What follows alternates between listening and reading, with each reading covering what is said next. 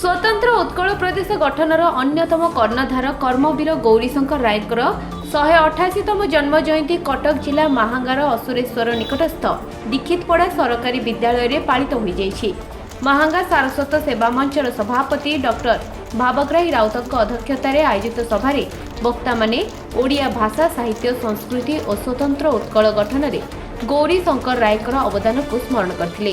कर्मवीर गौरीशंकर रायकर 188तम जन्म जयंती तांकर जन्ममाटी महांगा निर्वाचन मंडलीर असुरेश्वर निकटस्थ दीक्षितपड़ा ठारे तांकर नाम नामित एक विद्यालय सरकारी विद्यालय पालन कर जाइथिला।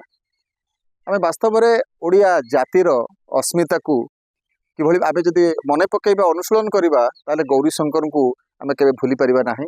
ए जाति को स्वतंत्र करिबा पाई स्वतंत्र उत्कल प्रदेश गठन करिबा पाई तांकर जो त्याग तांकर जो साधना तांकर जो नेतृत्व इतिहास रे लिपिबद्ध होई रहिछि।